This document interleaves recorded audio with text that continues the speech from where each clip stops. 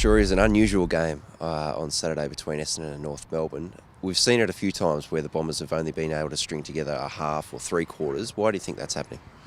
Well, it was an extraordinary game, wasn't it? You know that the first half not scoring a goal and the second half chalk and cheese gave a lot of people not satisfaction but a real lift in their spirits. But hopefully this morning, and I believe inside the club and at the team meeting this morning, that despite the positivity and the spirit, that the Essendon coaches are going to have to go through this very, very closely, because North Melbourne were able to set up their defence, they were able to control the tempo of the game, and they allowed Essendon to overuse the ball again, and therefore they were able to turn over. Look, at half-time, what did North Melbourne have, 8-8, 8-10? It's not an insurmountable target. So at least John was able to go in at half-time and say, look, while our scoreboard isn't great, they haven't blown us away. So if we can come out, make some adjustments and have a good third quarter, we can get ourselves back in the game. So where did they turn it around after the break? Well, it's interesting. I think one of the common denominators of this year is Essendon's capacity to get the football. I still think we're in the top 3 or 4 of possessions gained. So you had Merritt with high 30s, Goddard 30s, Cooney again had the football, Parrish got the footy. So Essendon don't seem to have a problem winning the football or gaining possessions. So this recurring theme about the transition from possession to ball use to forward structure still haunts Essendon. And against a pretty experienced North Melbourne backline, that was highlighted with the amount of poor decisions they made with the ball, skill errors, and not backing themselves to put pressure on the North Melbourne backline. Now, whether it was a freeing up of spirit or allowing them to play more, or the positivity of the half-time address, Essendon actually attacked North Melbourne's defence very, very well. Their skills improved, they maintained possession of the ball, but at the same time, right, they lifted their tempo of their game, which put pressure on this. North Melbourne are happy to wait back and then transfer the ball after winning the ball back. Essendon didn't allow them to do that. So that was a really good response, and at three-quarter time, obviously the game's on the line. There are a number of individual players who stood up after half-time, and I guess overall, what can a half like that, where the Bombers kick 8 goals to 2, do for the group moving forward?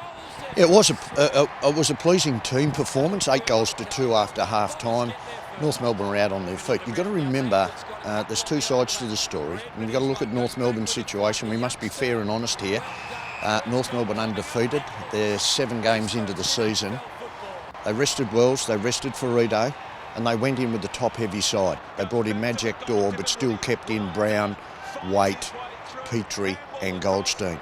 So that sort of opened the door. Once North started to tire a little bit, that opened the door for Essendon's running game. I can understand North Melbourne not disrespecting Essendon, but certainly managing their season. So the opportunity was there for Essendon running brigade, Parrish, these sort of boys, to really get going and run at them. Very pleased with Joe Danaher's game. Was sent into the ruck very early, got him into the game. We spoke about that last week. Got him into the game, get him involved in the action. It's no use him standing in the forward pocket calling for long, high balls. That's not doing the team any good or his own development. So to see him playing a little bit in the ruck, then get up the ground and run, and use his running capacity, his athleticism, took about 8 marks, kicked 2 goals, and had a very, very good performance. Like we've mentioned, Wells and Ferrito, they're at the older end of the scale for North, but Essendon did nothing different. They rested their younger players, and that was a really good decision because obviously Parrish and Langford came in regenerated, had the run back in their legs, enthusiasm back in their legs. So to see the balance of young players making a contribution.